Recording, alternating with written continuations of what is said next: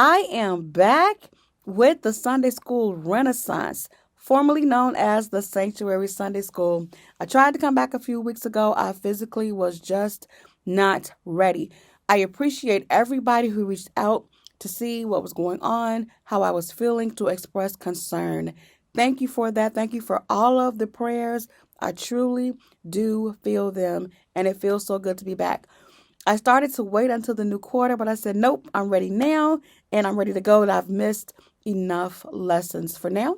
I'm still going to be doing two lessons, the international lesson, also the Union Gospel Press lesson. There are a lot of changes going on in the world of Sunday school. For me, you will be seeing more videos where I present the word in different series, in different formats. You're going to see a little bit more drama. But for now, in terms of Sunday school, I will be doing these same two lessons. So, this week's lesson, justice, judges, and priests. And this entire unit has been about justice. God is a just God. And that's something that I'm so grateful for because we don't always find justice in the world today. And there are a lot of times where you find yourself in situations that are simply not fair. But we don't have to worry about that when it comes to God. God is a just God. And when he calls people to the office of judge or a priest, he holds us to that same level of accountability of being just. So we're talking, the first thing he said was that he was going to go throughout the tribes. So we have the 12 tribes of Israel here. And he said, go throughout the tribes and select judges from among you, right? And then he instructed the judges. He said that you are not going to have respect of person. And what that means is that you're going to treat everybody the same. The judges, they are supposed to be governed by the law and they execute the law based on the law. They should not make any decisions based on who you are, where you come from, or your relationship with the judge. The judge treats everybody the same according to the law, and they uphold the law for everybody at the same level. Then they're also instructed not to take gifts in forms of a bribe, where you can give the judge a gift and they issue a judgment that's favorable for you in return for the gift. That is something that God instructed them not to do as well. And when you look at these instructions for judges, it's really almost the same as what we have for our judges in our various judicial systems here today. Sometimes we don't always find people adhering to that standard, but the standard is there. And a lot of what we see in the world in terms of standards and government came directly out of the Bible. And those are things that were patterned after God's pattern because God is, he's sovereign and he's the ultimate God and he's the ultimate example of leadership, especially justice and judges. So he was talking about there and he said, now, if you administer this law correctly, right? And if you abide by my law and you follow it, then you're going to live and you'll be able to inherit the land that God has given you. No problem here. Just do what I say and you'll get what I got. Pretty much is what God has said to them. And then he talked about if you should have an issue, right, where the judges are not able to settle it. Now I want you to take it to the priest. So as you see, there's a certain level of hierarchy here. He says, so the judges can't settle it. We're going to go to the priest. Now, the priests all came from the Levite tribe. One of the 12 sons' name was Levi.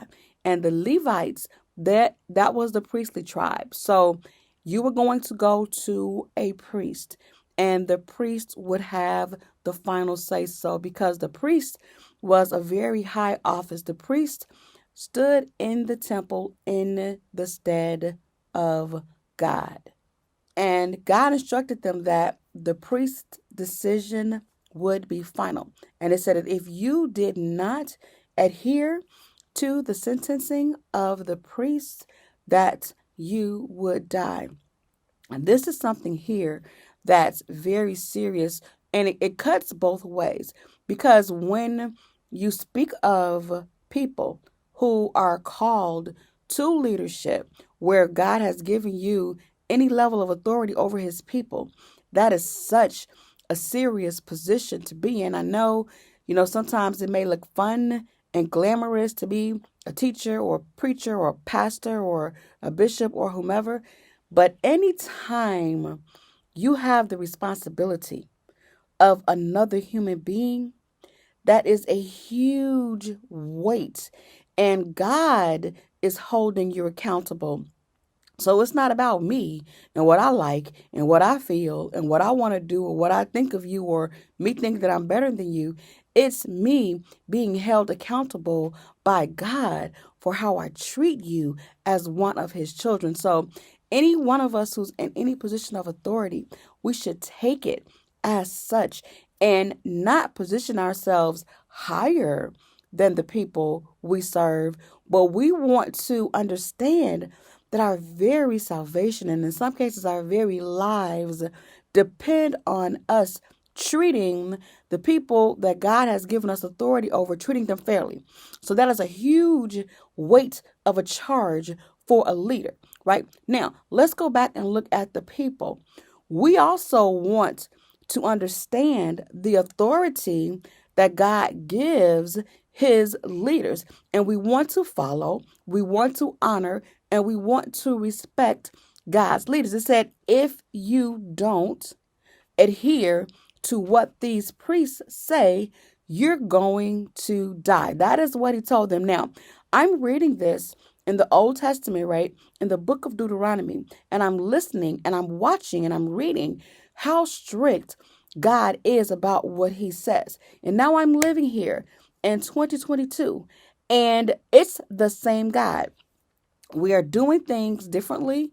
We are presenting things differently, but there is the same level of accountability on both ends of the spectrum, whether you are leading or whether you are following.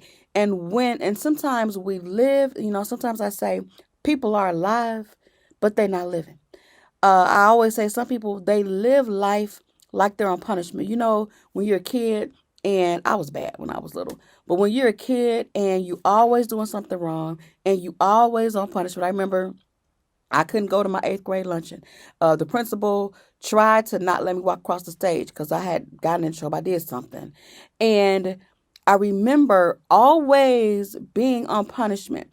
And so as I grew up, I said, okay, I'm just going to go ahead and get saved and do right because I'm tired of being on punishment. So it's how crazy is it for an adult to live life on punishment?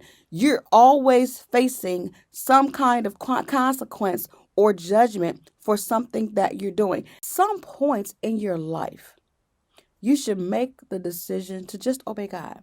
Do what he says do. Follow the laws of God. And then you will live. What did it say here? It said that we were going to live and inherit the land that God has given you. We are the children of God, okay? And as such, we have an inheritance. There's a scripture that says, my inheritance is among those that are sanctified. And we have all of these things that God has left for us. But we have to obey him. And then it also says that if we disobey him, that we die. And we miss out on all of these things. And it talks about justice, judges, and priests. And this is a very timely lesson because we live in this day of do me, do whatever, don't listen to anybody. I recently I lost my mom in 2020, and there was this feeling of who do I listen to now? Who's gonna check me now? I'm always conscious of trying to make sure that I do things the right way. And my mother was that person who would just look you in the face and tell you, no, don't do that. And with that presence gone in my life, it made me really think about, okay, I got to make sure that I stay in line. I got to make sure I stay in check. I don't want to go, like you said, well, you don't want to go to the left. You don't want to go to the right. I need to do this thing. I need to do this thing right. So but now we live in this age where Nobody wants to follow any rules. Nobody wants to be governed. Nobody wants to be told what to do or managed in any way. But this is not what God is saying. God is saying, I have placed people in roles, in positions that they are representing me and what I require of you. And I need you to listen to those people. And he's saying to the people that are in those roles, these are your standards, and that I have given you authority over my people, and you've got to do the right thing. We serve a just God. God, they say he sits high and he looks low. He sees everything and he hears our cries. He knows what it is that we need, and he's sitting there and he's making judgments and he's making decisions on our behalf. I had a court date a couple days ago, and where a case was dismissed, everything was thrown out. They used to say that God would be a lawyer in the courtroom. Well, he ain't no lawyer in my courtroom. God is the judge of my life, and what he says goes, and I am so grateful for that. So as you live your life, don't worry. Don't be afraid about the people who are the powers that be and what they may do or what they may say, because God is in control. And as long as you know that you serve a just God, long as you know that you're obeying that just God, you will find justice, and God will assign his judge and his priest to your life, and everything is going to work out all right.